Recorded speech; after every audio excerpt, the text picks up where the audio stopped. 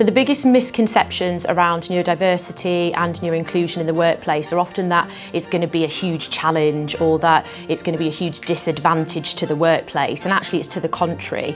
Being a late diagnosed ADHDer, I didn't know that I needed adjustments for ADHD until a couple of years ago, and the reality was I was kind of powering through and trying to work in what was a very neurotypical environment in previous roles, but I actually didn't know what I needed, so I went for a needs assessment to help me understand different adjustments that I might be able to put in place for myself, and in turn we do those for other members of staff who are able to identify their needs, whether they're diagnosed or not.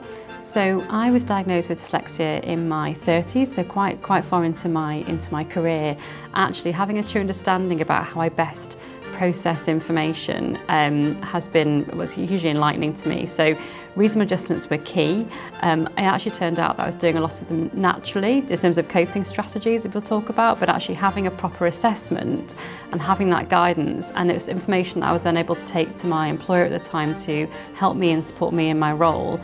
It actually made it for a more calmer and positive experience in the workplace. It actually meant they were getting the best out of me, the best work out of me, just with some slight tweaks to how I work. A huge thing for me has been use of dictation software and actually tech, and things have come a long way even since I received my diagnosis. So how we've approached neuroinclusion at Thrive is really about starting to understand how every single person works best. So not focusing on just those people who are neurodivergent, but how do we all communicate best? How do we all perform best? What environment do we struggle in? Do we perform best in?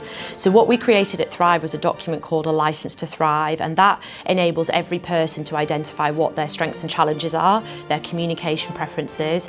So for example, I'm super direct, which I am conscious about, but some people might not know the level of directness they are, and that can help us to communicate better with each other if we have some profiling that identifies those differences. Giving myself flexibility around the hours that I work, knowing that I work much better in the morning. My brain is very fatigued in the afternoon, so setting my meetings at times that really work for me rather than forcing myself to do really challenging tasks in the afternoon, which might take me 3 or 4 hours. I can probably do them in an hour in the morning.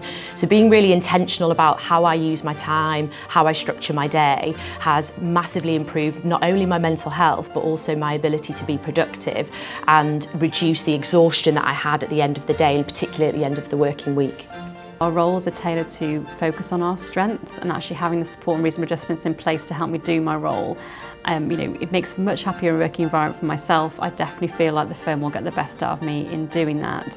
And it also helps with open conversations as well in terms of what we need. And certainly for employers to invest the time in doing so, having the proper assessments and considering reasonable adjustments, you are absolutely going to get the best out of that person, that variety of thought, the strengths that person can bring, rather than it being a problem to be fixed, actually encouraging that and supporting in the right way.